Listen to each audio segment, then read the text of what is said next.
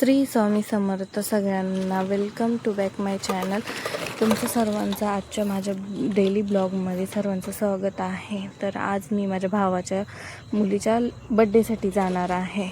तर आज मी येवल्याला आले होते. मला उद्या पण लग्नाला जायचं होतं, त्याच्यामुळं मी येवल्याला आले होते आणि मी आणि माझा भाऊ आज बड्डेला दोघं सोबत जाणार होतो. तर आज माझा असा काहीतरी लुक होता. मी ग्रीन कलरची ही बॉटल ग्रीन कलरची साडी पार्टी वेअर केली होती. त्यानंतर माझा असा काहीतरी लुक होता. खूप सिंपल होता, काही जास्त हेवी लुक नव्हता केला मी. तर इथं माझा जानू स्वतःच मेकअपच्या वस्तू घेऊन मेकअप करायचा प्रयत्न करत होता. घरातल्या वस्तू बऱ्याचशा खाली असल्यामुळं तो सर्व वस्तू घेऊन खोलून बघत होता. त्याच्यामुळं त्याची काय वेगळीच धडपड चालू होती. तरी खूप शांतता होती. सर्व वस्तू घेऊन खाली टाकून देत होता.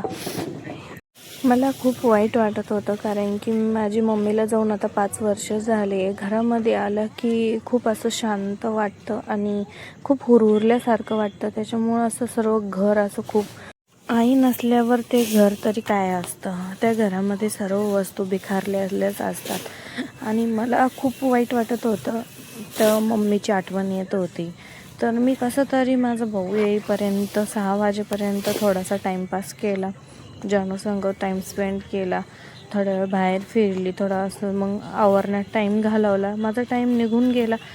त्याच्यामुळे मला आज काही वाटलं नव्हतं. पण माझा मूड खूप ऑफ होता, कारण की आज मम्मीची खूप जास्त आठवण येत होती.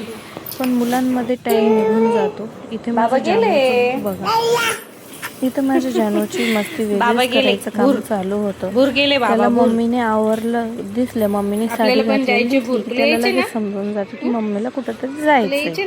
त्याच्यामुळे तो मला येड्याने करायला लागला होता. त्याला वाटलं आता मला बाहेर येणे घेऊन जावं, कारण मम्मीच्या तिथे दरवाजा बंद असतो, आम्ही बाहेर निघत नाही. आणि त्याला इकडे खेडेगावावरती बाहेर जास्त खेळण्याची सवय आहे. त्यामुळे त्याला तिथे घरामध्ये एकंदरीत त्याला असं गुदमरल्यासारखं होत होतं.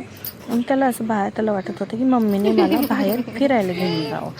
पण मी त्याचा असं काही वशीला लागून दिला नाही. मी त्याला थोडं मागे येईपर्यंत घरातच खेळवत होते. त्याची मज्जा मस्ती काय संपतच नव्हती. तो माझ्यासोबत धिंगाणा घालायचा.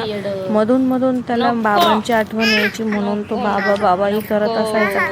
नंतर त्याने मग मी त्याचा मेकअप करायला घेतला. 6 वाजत आले होते, म्हणून म्हणलं दादा येईल, आता मी माझे मेकअप करायची बघू राहिलं, कुठून घालायचं, कसं घालायचं बघितलं का?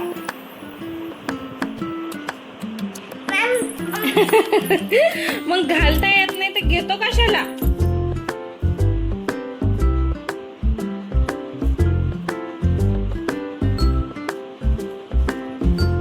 बघितलं कसं पॅन्टीचं शोधतोय मी. त्याला पॅन्ट सुईची करून घालते ना, ते ना सेम तसंच करायचा प्रयत्न करतोय.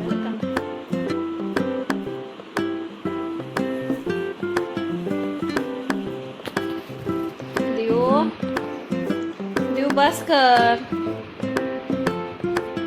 कर बाळा, दे माझ्याकडं, दे ना सोना, दे माझ्याकडं.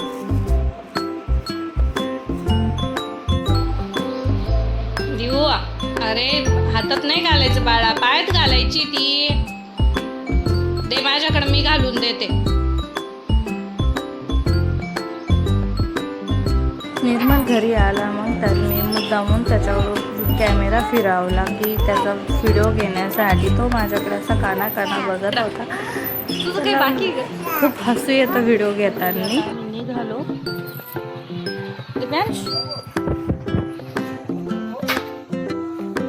देव देव, इथं बस तू. देव इथं बस, तू इथं बस, याच्यात बस, इथं बस, इथं बसून घे. मत वाले चलेंगे क्या? हम फिर क्यों नहीं चलेंगे?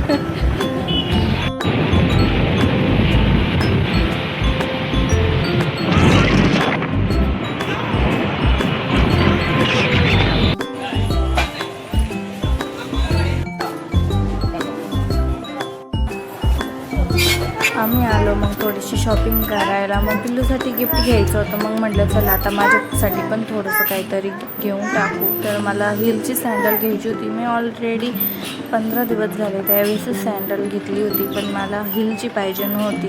त्याच्यासाठी मग आम्ही आलो शॉपिंग करायला. तर मी पण थोडीशी शॉपिंग केली, हिलची सँडल चॉईस केली. त्यानंतर मग आम्ही निघालो पिल्लूच्या गिफ्ट घेण्यासाठी.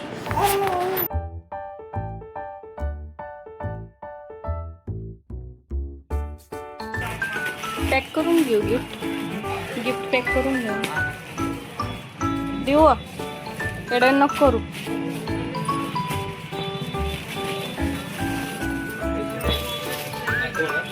तुम्ही एक आता मारा बर का, प्रोफेशनल व्हरायटी आहे.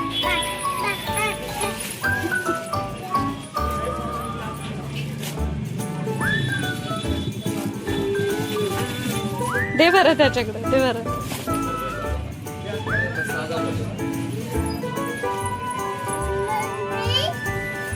त्याला असं वाटतं कुठून उचलू आता.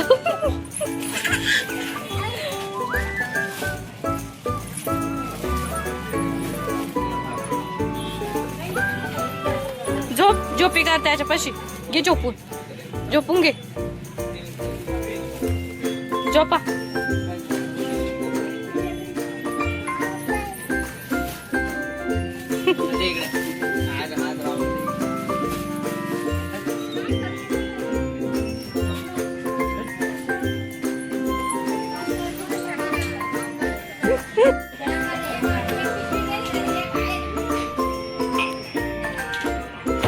गिफ्ट घेतलं आणि आम्ही आलो आमच्या लोकेशनवरती. तर हा आहे माझा मोठा भाऊ, ही माझी मोठी बहीण.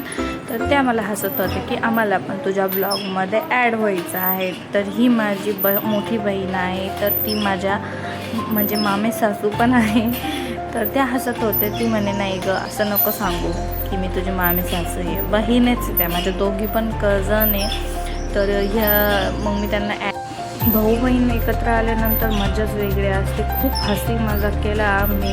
तर इथे माझी बहीण आम्हाला सगळ्यांना इंट्रोड्यूस करत होती की मी वनिता आहे.